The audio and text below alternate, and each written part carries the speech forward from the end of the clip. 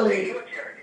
Yeah, you need your heart for your own journey. I mean, there's some things that you're getting ready to embark upon that you're going to, I mean, it's really going to make your liver quiver and your heart skip some beats, honey. Now that your children are grown and gone and you look around and the house is empty and you start going, okay, what am I supposed to be doing? Wait a minute. Last time I saw me, my child was about 4 years old. And the child is how old now? Okay, where am I in this? What am I supposed to be doing? Okay, let me call them and see if they're all right. Let me try to be a significant part of their life. And that child, let me tell y'all something. This is the truth. I kid you not. A lot of mothers and fathers don't know this. When you enforce yourself, I mean enforce, okay? When you put yourself out there where your children are, and your child is going to, if you got a respectable child, or whatever child you have, it doesn't make any difference. Your child is going to feel what you're doing. They're going to feel it. And your child will, they may never tell you this, may never ever tell you this, but your child will grow to resent you. Because they'll start saying, when she or he was my age, wonder what they were doing. Wonder if their mom was making them do this, or their mom was pulling on them like this, or their mom was acting sick, or their mom was acting like they couldn't make it, or their mom. And after a while, that spirit that's talking to that child, your child, you'll think the child is doing it because they love you. You'll think the child is hanging around because they want to be with you. You'll think all that. You'll never be able to see. You will never in a million years be able to see that that child is doing that for you because they feel like you can't do it for yourself. You will never be able to see that. But inside that child, come here somebody, I'm telling you the truth of what I know. Inside that child lies a resentment.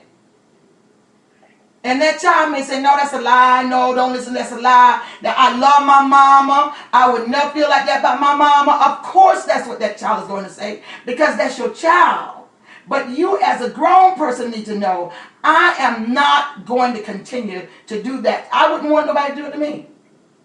I don't want nobody to stop me from living. I don't want to push myself or infringe myself upon my child or my children's. And you listen to me, people.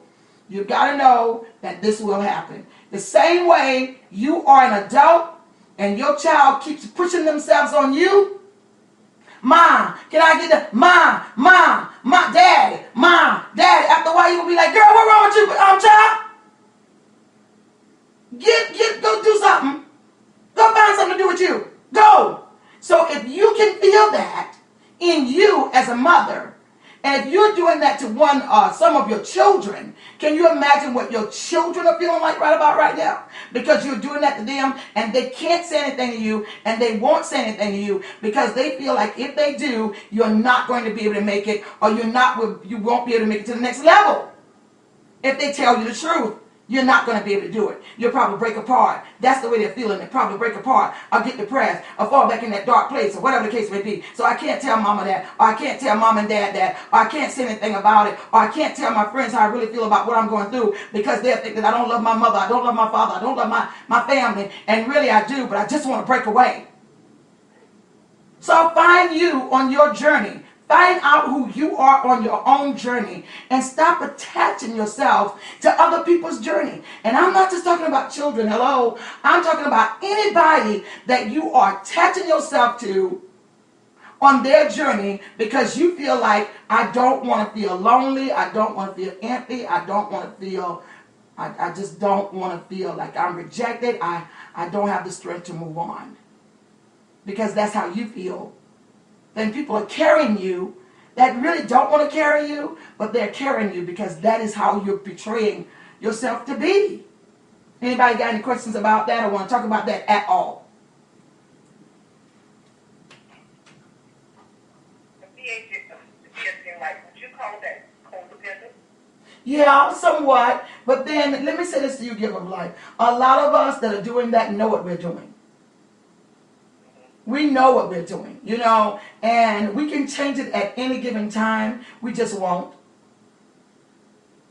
So, I mean, codependent means that you really are dependent on that person to survive.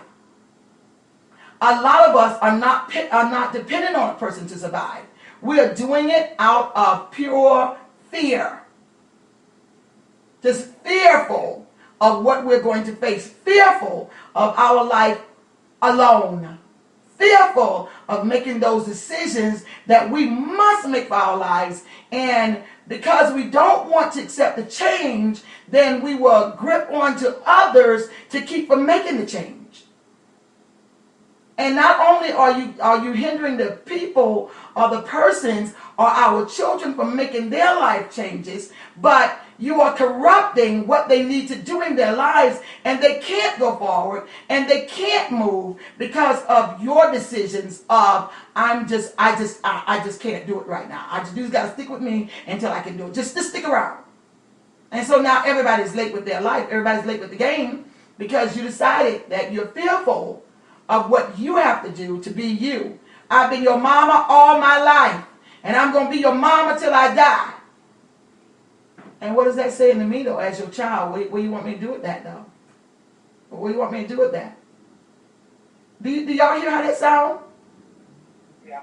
I've been with you. I brought you in this world, and I'll take you out. Don't you talk to me like that. Don't you? Well, what about whatever I gave to you and you ain't had? What about when I stood by you whenever you couldn't stand by yourself? I wiped your behind. I did it. Well, you was some. Look here. You had that child. It was your baby. That's what you did.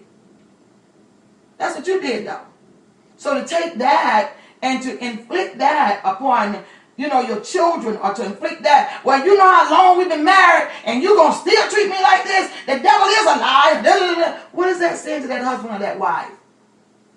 If I'm not happy, I'm just not happy. Can you hear the words, I am not happy? Why don't we do something to change the fact that I'm not happy, as opposed to you trying to whip me down about you, my wife. I know you, my wife. I come to your home to you every night. I sleep in the bed with you every night. I see you every day. Some days I wish I couldn't see you. Some days I wish you would disappear. But I am forced to believe that you are my wife. You don't have to keep reminding me of that. Let's do something to make each other happy. Whatever it takes, as long as it's not me whipping you and you whipping me to make me happy, let's do whatever it takes.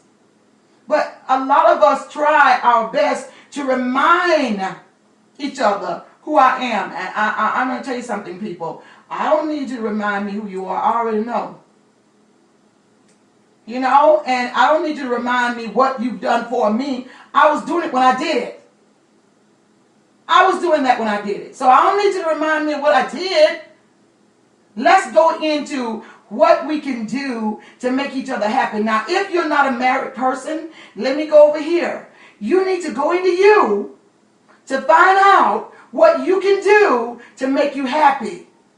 If you're someone that is engaged and you're supposed to be getting married, you need to find out what you like already before you attach yourself to somebody else, trying to make them find out what you like.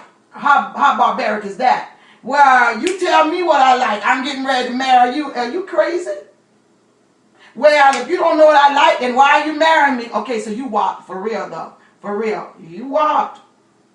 Because what you need to be saying is, this is what I like, honey.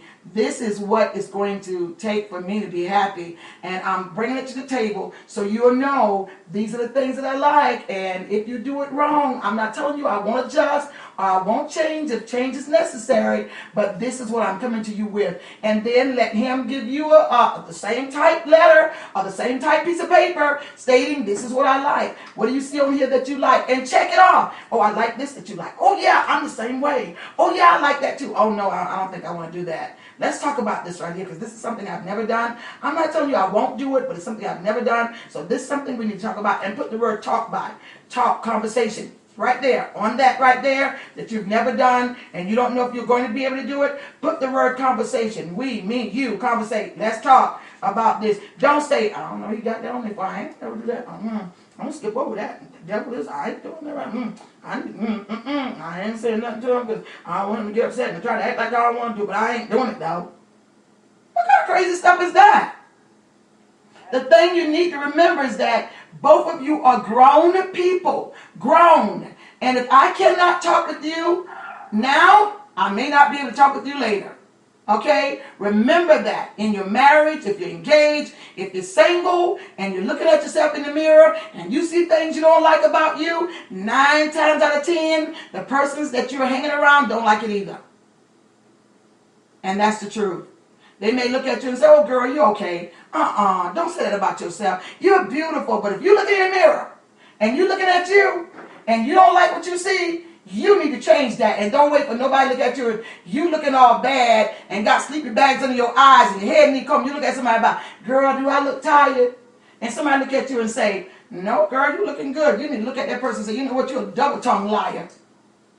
I know I don't need you to tell me I look bad. I don't need you to tell me I look tired. I got a mirror. I need to look in the mirror and say, you know what? You look bad. You look tired. You need to do something about that. How about that? Get some concealer. Put on some makeup. Do something. Do something. Do something. Get that white from around your mouth. Do something. Do something with your skin. Do something with you. Don't wait for your man, your children, your sisters or your brothers or nobody come to you and tell you what you look like and what you need to be doing for you. Whenever you see yourself more than they do. That's right. You live with you. You are a part of you. That is who you are. That is who you are. You are you. And you need to do something about you. As opposed to running around trying to do something about everybody else and for everybody else and never doing the run of the whole day doing anything for yourself.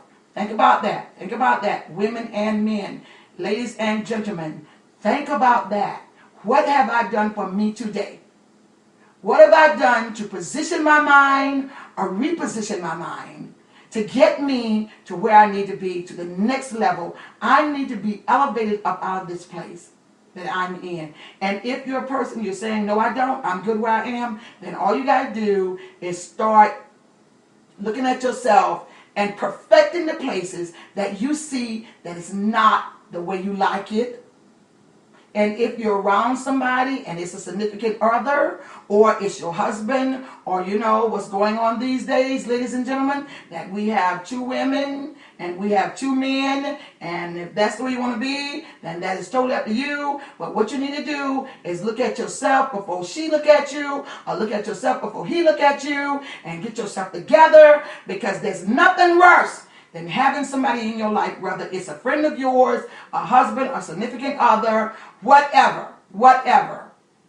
It is nothing worse than them looking at you, seeing you go down, and you don't see it for yourself. You need to see that before they do. You truly do. Okay, is there anybody else? I have a 2 questions in one. And you know what time it is, so we're going to have to get off in just a minute, but go ahead on with that 2 times. Go ahead. It's good. It's good. What would you do as a parent if your child turned out and be nothing? Then what would that do to yourself if you blame yourself for that?